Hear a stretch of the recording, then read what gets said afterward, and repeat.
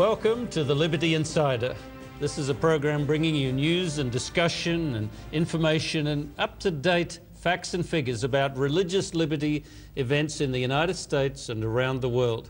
My name is Lincoln Steed, editor of Liberty magazine, and my guest on this program is Iman Schamshad from Chino, California. Ahmadiyya Muslim community. The Ahmadiyya Muslim community there.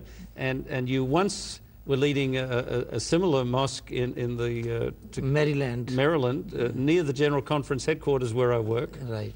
And I remember you came in and you told me that the contact point was you'd read Liberty magazine. Right. And that just warms my heart to know that you wanted to talk to me because Thank you very Liberty. much inviting me in your program, And it's been I'm glad to be here.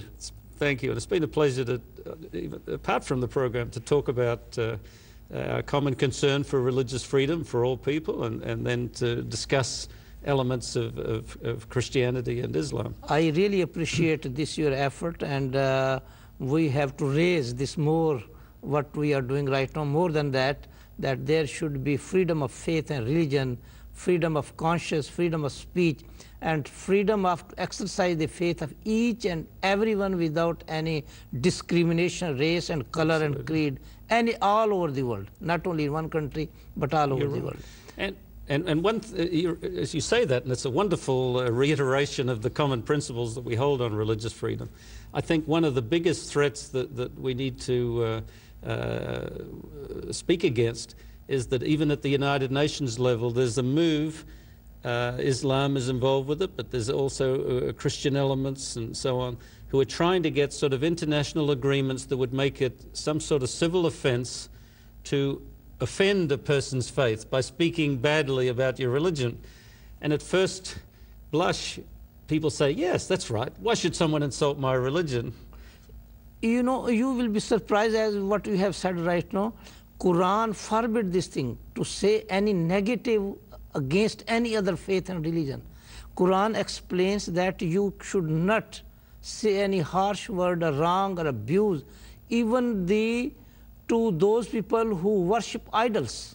Well, yes, and I think the Bible has similar comments, but in the civil environment where you're dealing with unbelievers, I don't think that we should be free to punish people who speak in ignorance. Right, this is true. And also, I don't know what offends you. Sometimes to just say what like for example, as an Ahmadi Muslim, you know that just for you to speak without any comment some of your beliefs to even another Muslim, they might find it offensive. They'll see you as a sect. Of course. So I think to pass an international law where there's penalties against insulting another religion, we don't want insulting religion, but to just do that lays the groundwork for me to stop any discussion. The one things which I would like to express my feeling that personally, myself and Ahmadi Muslims in this country, we are very proud. We are proud that we are Ahmadi Muslim and we are living in America, because America provides freedom of faith, freedom of religion, freedom of conscience, freedom of to exercise the faith.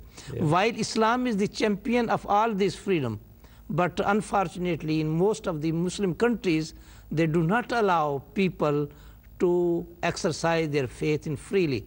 The big example is Pakistan, where Ahmadi Muslims are persecuted, where Shia is persecuted, where Christians are persecuted, and falsely blasphemy case are registered against them in the police, and police arrest them and persecute them, and sometimes even people have taken the law in their own hand and they kill the people in the street.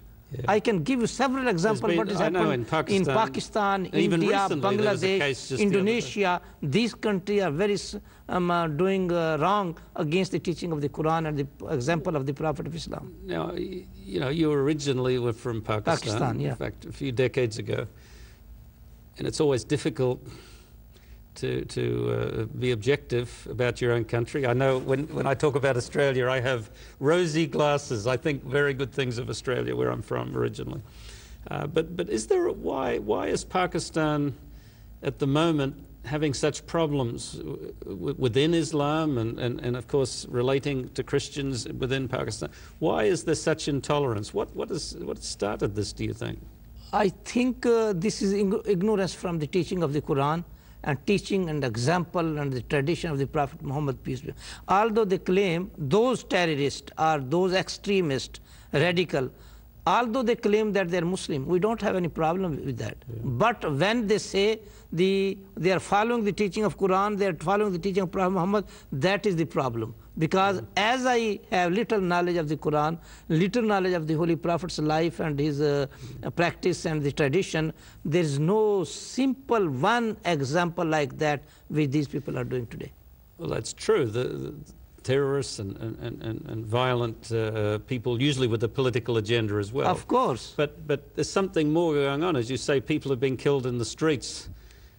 Often it's a mob that do something. I don't think they're particularly terrorists. Why would they? Why do we see so much of it in Pakistan? And it's not the only country, but there seems to be many recent, or in my lifetime, I think, looking back in my lifetime, I'd say it's within the last 30 years that that's happened. You see, I think there are two reasons. When Ahmadi Muslims are killed, they are killed because of their faith, because they differ in their faith with the rest of the Muslims.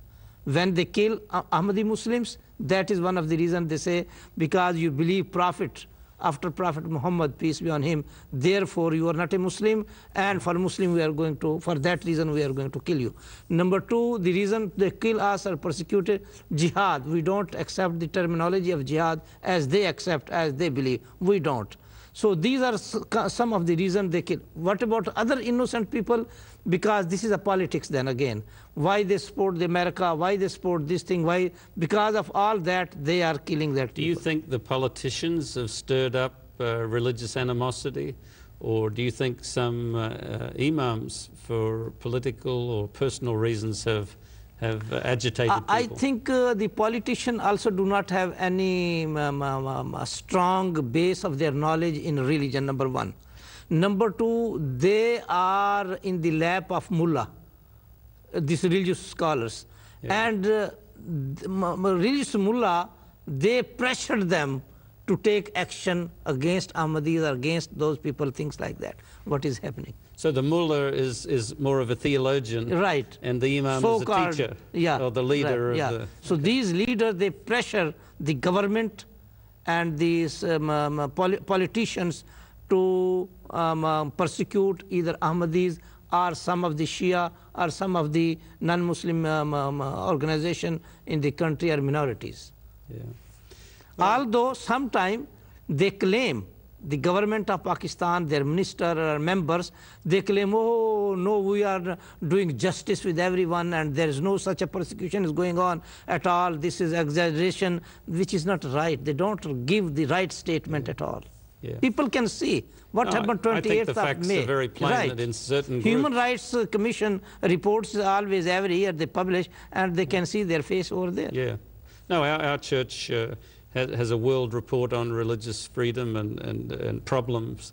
And year after year, there's just been so many incidents in Pakistan and other countries, but Pakistan, number what one. You talk about, they're not little things. As you say, a whole group of Ahmadiyas killed all at once. You know, that's just not like someone speaking badly or losing a job or something. This is extreme, violent prejudice. And now that some journalists and some newspaper are bringing that issue, in today's Dawn was also that news that the Ahmadiyya is persecuted without any reason at all.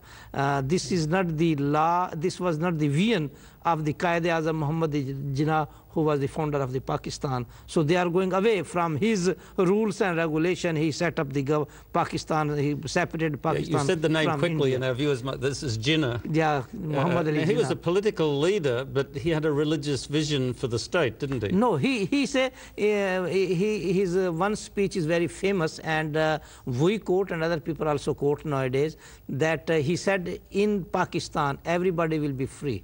There'll be no nothing that state has to do with the church or church state with the mosque or whatsoever. So state and church, he said, it will be separate. But he wanted it to be an Islamic homeland, though. Islamic homeland, but everybody will be free.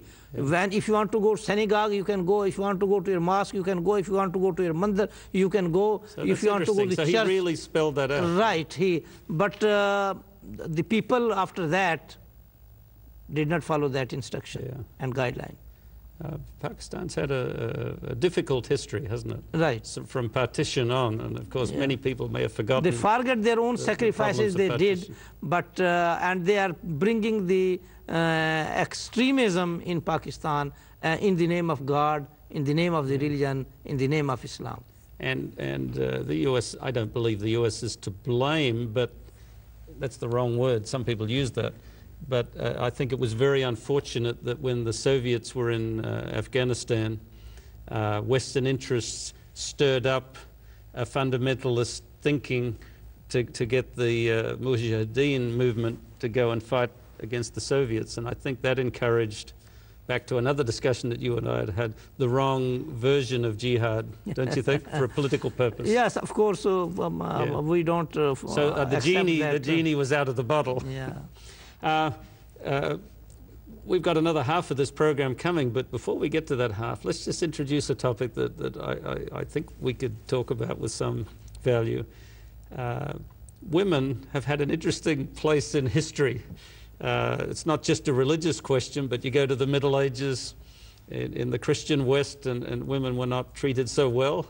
And in the United States, I can remember it was only like 40 years ago or so that the women's movement took off here. Women's lib, they called it, and women's rights. And now in the modern world, we're very concerned that women be treated equally. But how does Islam treat women? That's often, I think, a matter of some discussion. How would you characterize, just briefly, and then we'll go to a break? I will say that woman in Islam is source of paradise for Muslims. She's the source of paradise. Source of paradise. Well, of course, the misused statement about the jihadis, they get to have these virgins in heaven, in paradise. So women... It is source of paradise. Source of paradise for Muslims. Source. Yes. With that provocative statement, we'll go to a break and come back after the break, and we'll continue this discussion of the role of women in Islam. Mending Broken People. The 3ABN Miracle Story on DVD. I want you to build a television station that will reach the world. My dad built houses and he sang, but he didn't do TV. Mending Broken People. The 3ABN Miracle Story documentary is available on DVD in a special 2-disc DVD set. With nearly 3.5 hours of total footage, this special DVD includes the original uncut presentation and additional special features not seen on television, an extended version of the present-day section, an interview with the producer, and a message from Danny Shelton. You can get a copy of this special DVD for a donation of any size to help support 3ABN. Call 3ABN at 618-627-4651 during regular business hours, or go to our e-store at 3abn.org. Get your copy now of this special 2-disc DVD set, Mending Broken People, the 3ABN Miracle Story.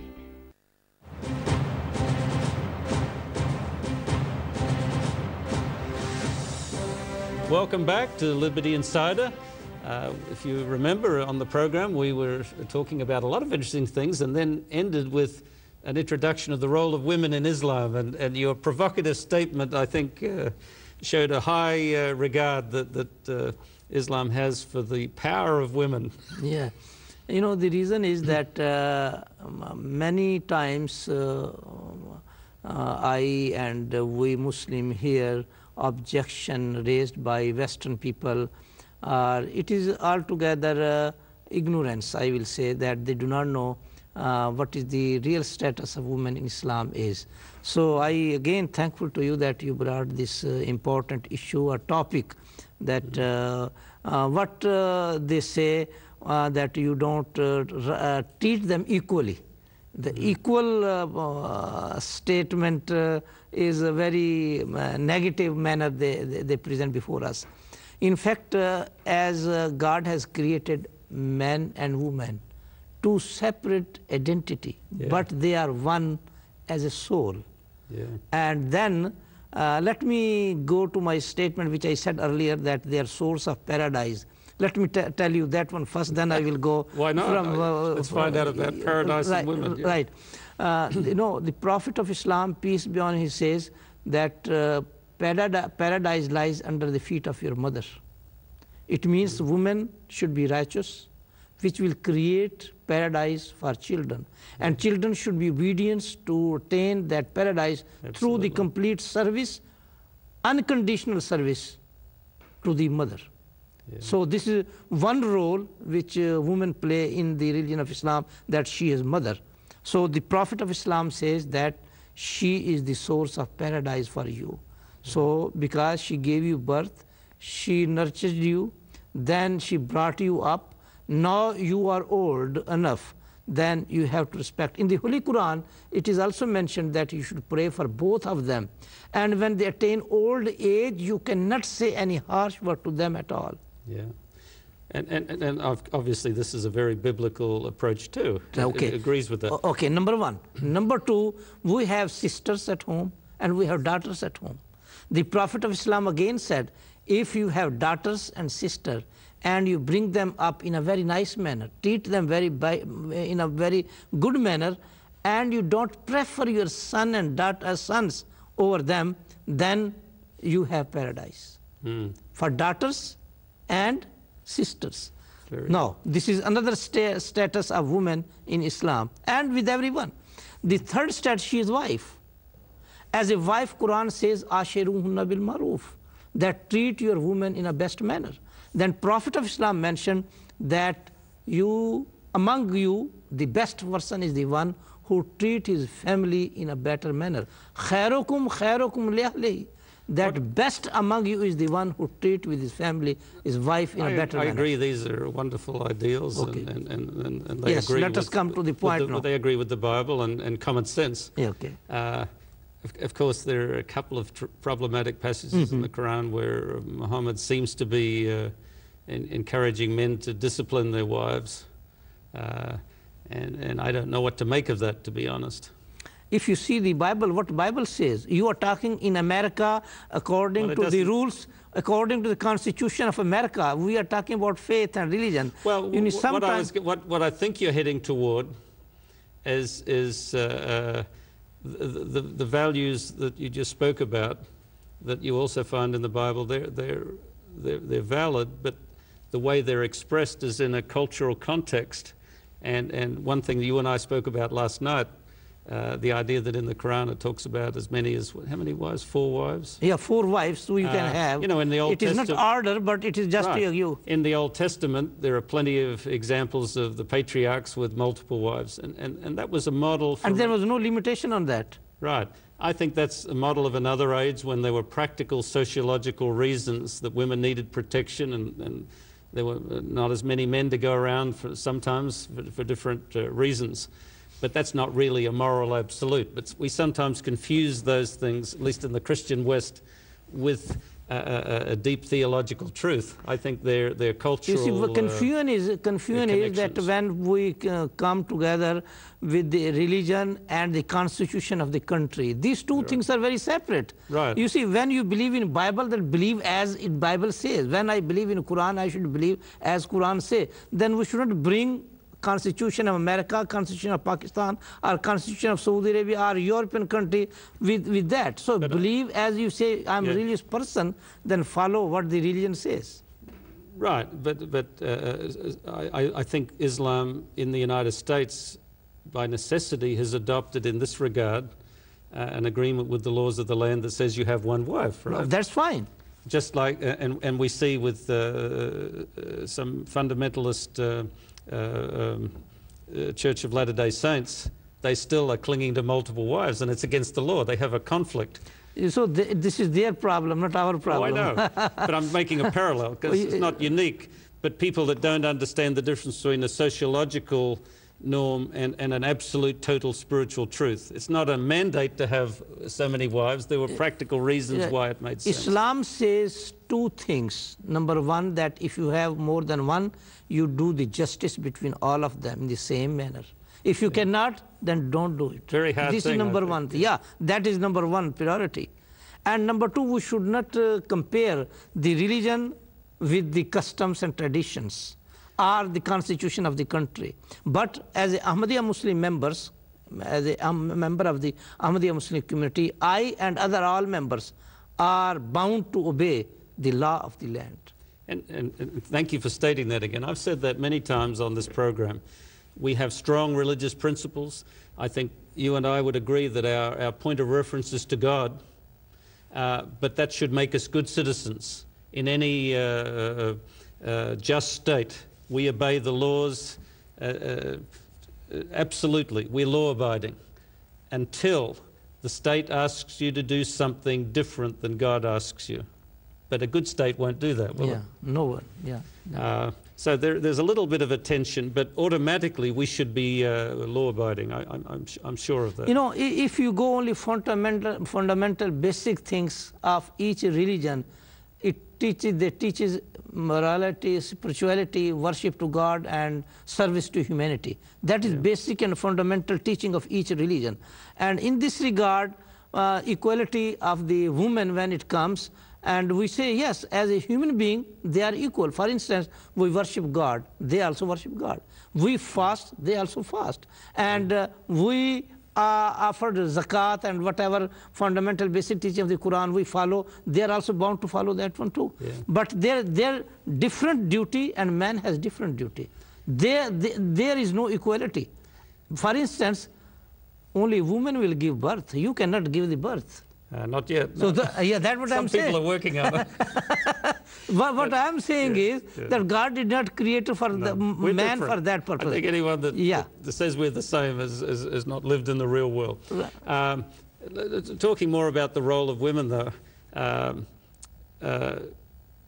most Muslims living in the United States, I think, are adapting to a society and a traditional religion. But when we look, say, at Saudi Arabia or Yemen, to pull things out of the hat, we see women with the full, what is it, the abaya? Hijab, veil. Yeah, the full veil and all the rest. Now, that's not really necessarily from the Quran. That's more a societal adaptation, isn't it? That's become extremely conservative and sometimes repressive of women. Yes, this is true that whatever different kind of veil and hijab you are seeing in Afghanistan, Saudi Arabia, and Yemen, and some other part of the world, it is not according to Islamic. What Islam says that you cover your body, cover your face. Face does not mean you cover in a manner you cannot see anybody. How you will drive the car then? Yeah. So this is not, this is your right in that sense, you are right. But the thing is that there should be separation for the male and modesty. female. Modesty is the more important thing. And the dress will make, if the dress is like that, then all eyes are going to that. Like Jesus said, if you eyes commit the... No, you complete the sentence. Instead, I complete. Well, he says if you look on a person with lust, you've committed the sin. And then how much it is going on this time? True. Yeah. What is the remedy for that? What is the cure of that? Islam presents the cure. Unfortunately, Hollywood has forgotten something else. Islam it used to be enough to just show an ankle. Sometimes if you show very little and it's all hidden, your mind... becomes more uncontrollable. No. When it is naked, your mind goes more. True. When it is hidden, just that is fine. And it will bring you to the point that God does not allow for that. I'd be interested in a comment from an Islamic point of view. Many pagan religions descended into a female god worship. You know, Vestal virgins and all the rest. And even the early Christian church, as the Roman Catholic Church became, I think unduly elevated a female. You know, Jesus, Mary, the mother of Jesus, became a sort of a worship, an icon of female worship. Does Islam see a problem with that? No. Of course, Islam says that you cannot worship but one God. Yes. but it is in the Holy Quran, Qul huwallahu ahad, say God is one, and worship only to God, no any other person at all. No idols, no anything, no you cannot worship, and it is against the oneness of God. So we're agreed on discussing women. Islam culturally in certain countries, I think, is a little bit behind the times, but of course, the root meaning I agree is with respect that. for women. And, yeah, right. And the modern world shouldn't be under threat from an Islamic viewpoint. Of course, I stand for my point again that in Islam, the women are sources of paradise as a mother, as a sister, as a daughter, as a wife, and they have to discharge their responsibility accordingly. They should be pious, religious, so that they can bring up a generation which is also godly and pious and loyal to God Almighty. We pray for that. Anybody that diminishes the role of women in Christian history doesn't really know what happened. Jesus, it's true, had 12 apostles, and he had another 70 who may or may not have been men or women. But we do know that a great group of women supported Jesus and his disciples. They fed them, they cared for them as they traveled around. We do know that Mary and Martha were very close friends of Jesus, and yet we do know that the culture of that time was not always so positive. When we look at some of the Islamic countries in the Middle East today, I believe we're looking less at a religious edict than an echo of the culture that perhaps existed at the time of the Bible. I believe any true faith, any faith that has a comprehension of a creator God and us as his creatures, will respect the high, dignified role of the woman as mother and supporter of the family. And we need to keep this understanding in mind as we look at religion and its attitude toward women and gender equality. For Liberty Insider, this is Lincoln Steed.